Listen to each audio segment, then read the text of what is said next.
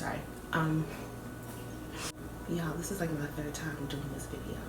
Today, I'm going to be doing a video on healthy hair growth tips. I get a lot of questions like this and I feel like I don't have all the answers, but I guess people think I do. So I'm gonna just give my advice and my, I guess, tips on how to, grow healthy, strong, natural hair. So we just going to jump right up into this video. Shakalaka boom, shakalaka boom.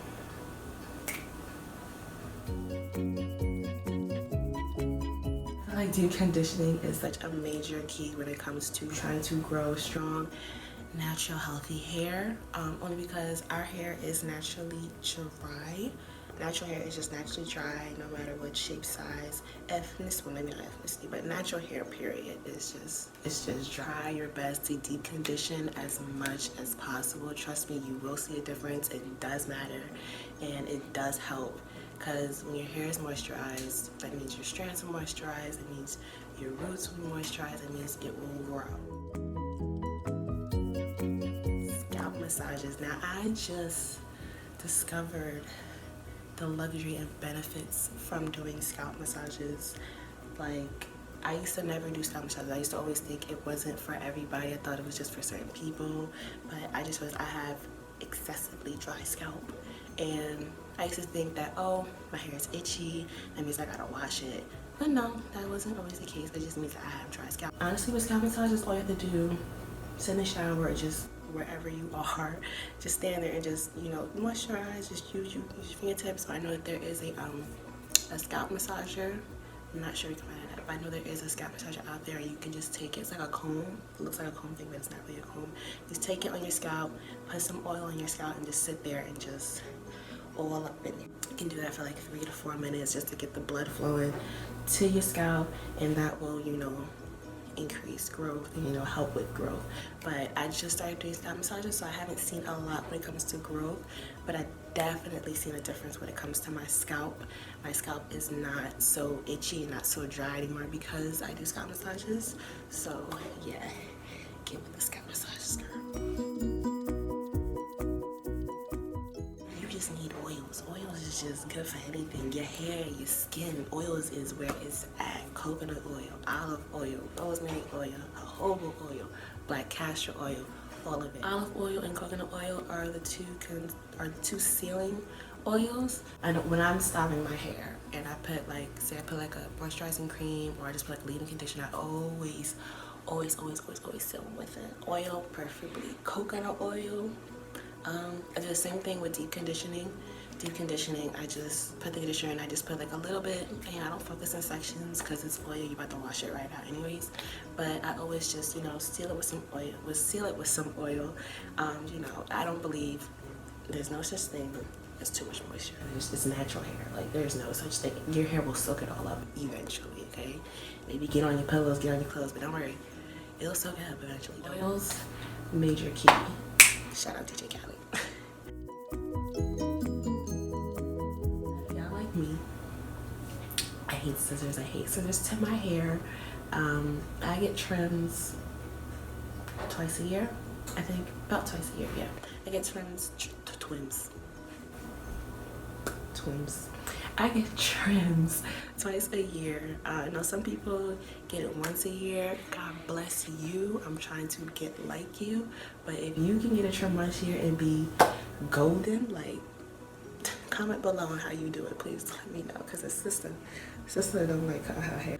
But trims are mandatory. For those of you who aren't really aware what split ends are when, like, literally, like, you can see like a strand of hair and your strand is literally split in 2 or 3 or just multiple. Like, they're out there. I've had them. And split ends do lead to breakage, because when your ends are split, they can just keep splitting at the root, and then that causes breakage, and then with breakage, there's no growth.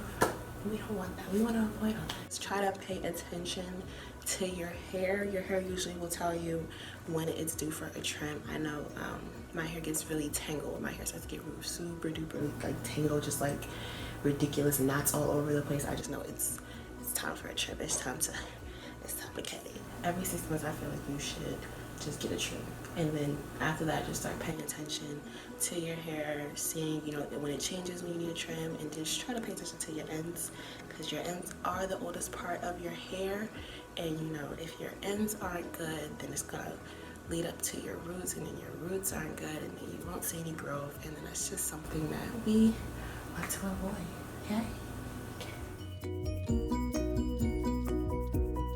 My next tip would be protective styling. Protective styling is like hairstyles like Marley twists, Senegalese twists, box braids, braided updos.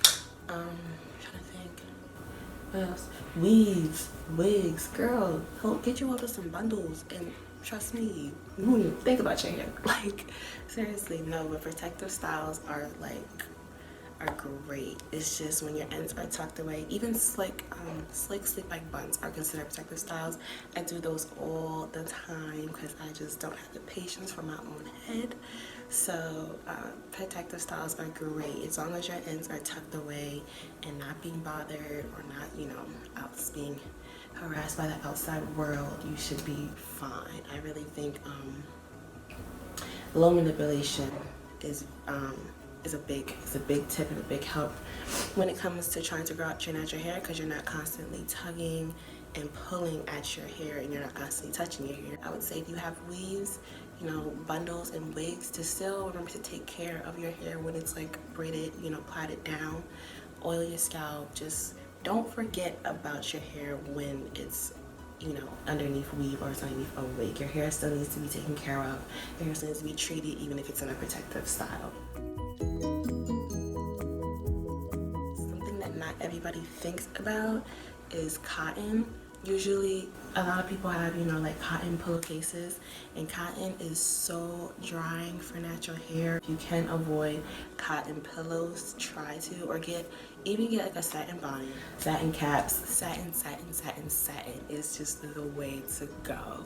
And I'm only emphasizing this because it's little things like that that people don't realize, that cotton, even cotton on your clothes. Like if you know, for my long-haired natural sisters out there, your ends, when they're touching your clothes, that also is drying out your ends. And when your ends are dry, like I said, it leads to breakage, and we don't want that.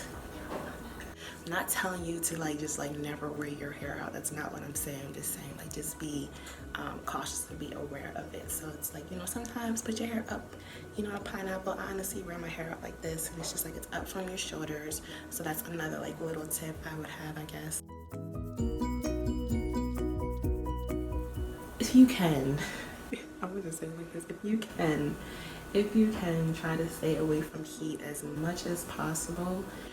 Heat does lead to damage, especially if you use heat excessively. It does lead to damage. Heat damage is nothing you want to deal with. Trust me, it is a sad process. Even blow dryers, people don't think you know, oh, this blow dryer is not direct heat to your hair. It can still lead to heat damage. I suggest try to straighten your hair maybe every 4 months. You know, if you're used to straightening your hair once a month, try every 4 months. If you know you want to go a little longer than that, try it, you know, every 6 months, twice a year, once a year, or just try to go a whole year without heat. Patience, yes. Y'all may not think patience, what, girl? What you talking about? Patience. Patience is so important. I feel if y'all don't take nothing else from this video, patience. Have patience, y'all. I've been there. We've all been there. Every day we in the mirror checking to see if we're growing by the inch, an inch and a half. If it's, you know, I remember when I had my little TWA, teeny afro for my newbies out there. So I be checking, you know, oh, I'm at brow length.